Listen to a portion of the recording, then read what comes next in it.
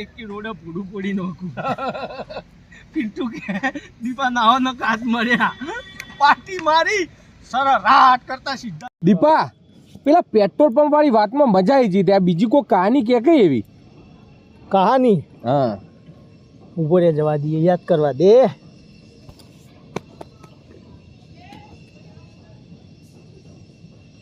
આઈ હેડ. હા, ઓવરજો, ધ્યાનથી ઓવરજો. હું અને મારો દોસ્ત પિન્ટુ, બરાબર, મારો ખાસ દોસ્ત, બરાબર. અમે સ્કૂલમાં ભણતા. સ્કૂલમાં અમે લગભગ હતા 7મા ધોરણમાં હતા, બરાબર. અમે બે ખોખોના ચેમ્પિયન. તો અમારા સ્કૂલમાંથી ટીમ બનાવી હતી ખોખોની. અમે રમવા ગયા આગળ સિદ્ધપુર તાલુકાની, બરાબર. સિદ્ધપુર તાલુકા જેમાં 10-12 ટીમો આવી હતી રમવા માટે. તે ઇનામમાં અમે રમ્યા ને તે અમે લગભગ ગણો ને તો બધી મેચો જીત્યા. છેલ્લે ફાઇનલમાં આવેલા, બરાબર. ફાઇનલમાં અમારા હોમમાં લગભગ અમારા બાજુના જ કોઈ ગામની ટીમ હતી. તે ફાઇનલમાં અમે હારી ગયા, પેલા જીતી ગયા. પછી અમે તો પતી ગયું.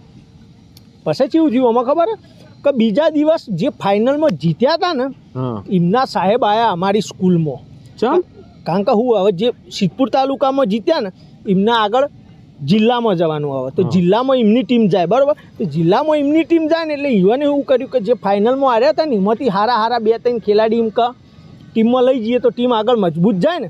એટલે એમાં મારું ને પિન્ટુનું સિલેક્શન યુવાને કર્યું કે તમે બે ભાઈબંધોને એમ કે આ બે છોકરાઓને ને આપણી ટીમમાં લઈ લઈએ ને આગળ લેતા જઈએ. તો એ ગામમાંથી સવારે આવ્યા અમારા સ્કૂલમાં. તે સ્કૂલમાં આવ્યા ને તે અમારા પ્રિન્સિપલને મળ્યા કે ભાઈ તમારા બે છોકરા સારું રમતા હતા ને તો અમારે 2 છોકરાને અમારી ટીમમાં લઈ જવા રમવા. તે 10-15 દિવસ પછી રમવાનું હોય પણ એમ કે હાલ પ્રેક્ટિસ માટે અમારે ત્યાં લઈ જઈએ ગામમાં અમારા સ્કૂલમાં. અમારા છોકરો આરે પ્રેક્ટિસ કરશી અને પછી 15 દિવસ ચીડી એમને અમે રમવા લઈ જવું. તે અમારા પ્રિન્સિપાલ કે કશો હતો ને કે જો હું ક્લાસમાં જઈને એમને લઈ આવો. તે રે અમારા ક્લાસમાં આવ્યા ને તે અમે બે તો હાજર નહીં. સાહેબને પૂછ્યું કે હા પેલા 2 છોકરા સારું રમતા હતા હેર્યા. સાહેબ કે એ તો આજ દેખાતા નહીં. પછી કે હાજરી જોઈ. તે હાજરી તો ચાલ્યા પણ કીધું ક્લાસમાં હાજર નહીં. પછી રૂમમાંથી બીજા છોકરાને કીધું જો લે આ 2 જણા ટીચરોને ચોકથી લઈ આવો, આ છોકરા રખડતા જઈને. અમે 2 તો સ્કૂલના બાજુમાં તળાવમાં રખડતા હતા. બધા છોકરા આવ્યા, અમને બોલાયા, અમે જ્યાં. પછી સાહેબે અમને કીધું કે જુઓ તમારા બેનું સિલેક્શન થયું, આ સાહેબ તમને લેવા આવ્યા, ત્યાં શાંતિથી રહેજો, પ્રેક્ટિસ કરજો 10-15 દિવસ, પછી એમના આરી ટીમમાં રમવા જજો. અમે કીધું કશો હતો નહીં. પછી સાહેબે અમને સાહેબ બાઇક ઉપર બેહારીને અમને લઈ ગયા એમના કોમ. યુવાની સ્કૂલમાં અમે પહોંચી ગયા. યુવાન સ્કૂલમાં ગયા ને તે સવારે બરાબર 11-12 વાગ્યા છે. પછી સાહેબ કીધું અમારા છોકરાની પ્રેક્ટિસ અમે હોદના ચાલુ કરીએ 3 વાગ્યા ચેડી. એટલે હાલ તમે 2 જણા હા ને કોઈ ક્લાસમાં બેહવું હોય તો બેહો, ભણવું હોય તો છોકરો જોડે ભણો, બાકી ફરવું હોય તો ફરો. અમે કીધું સાહેબ ભણવામાં તો રોજ ભણીએ છીએ, અમારે તો રખડવું હોય.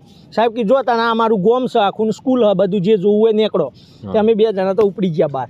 તો અમે તો સ્કૂલમાં થોડા રાઉન્ડો માર્યા, સ્કૂલના બહાર નીકળ્યા, ગોમમાં અંદર ઓટા મારવા ગયા. તો ઓટા મારવા ગયા ને તે અમે એક થોડો મોટો છોકરો અમારાથી હશે તે ભટકોણ્યો.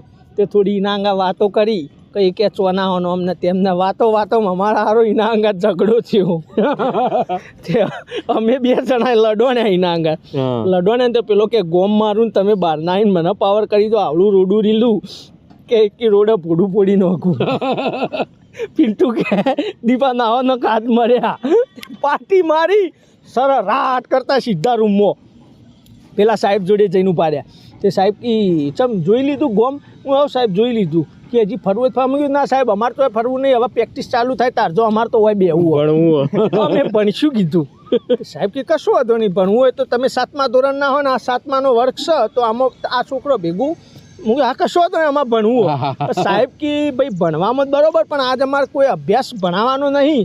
આજે હું અમારા છોકરોને ટેસ્ટ લેતા ખબર હે પેલા પરીક્ષા એમને લેતા ટેસ્ટ 10-15 પ્રશ્નો લખી દો અને પછી કોઈ આવા જવાબ ભરી દો.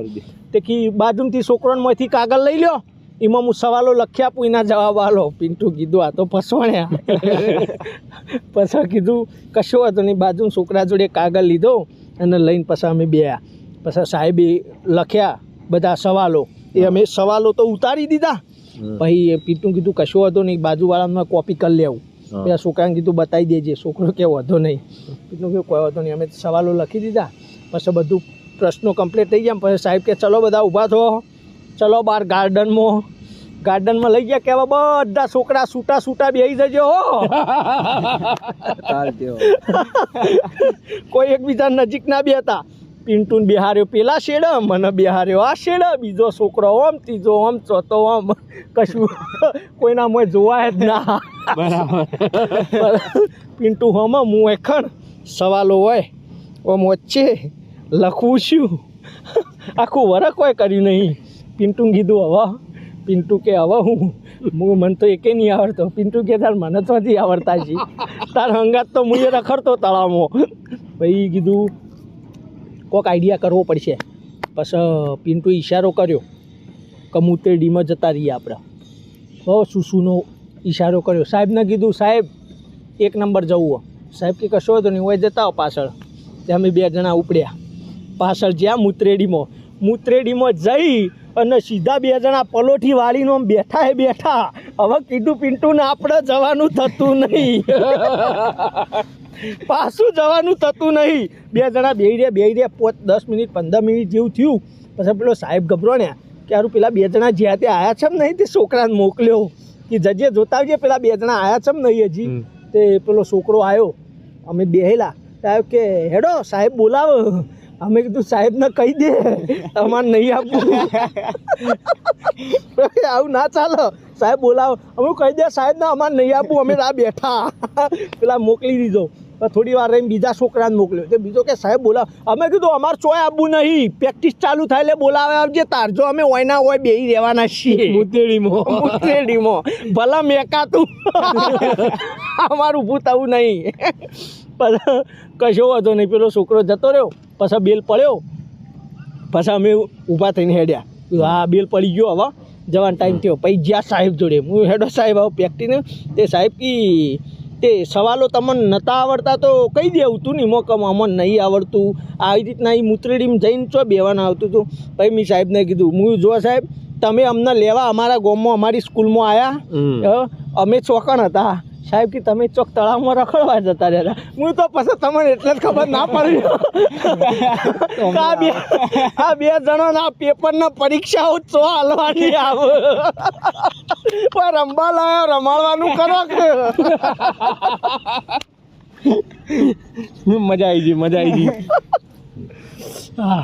સારું હેડી હવે બીજી જવા દે હું બીજી જા દે નોકરી જવા દે આ એ પરીક્ષાના સવાલો નહીં આવડે તમે તો નોકરો કરવો પડે લે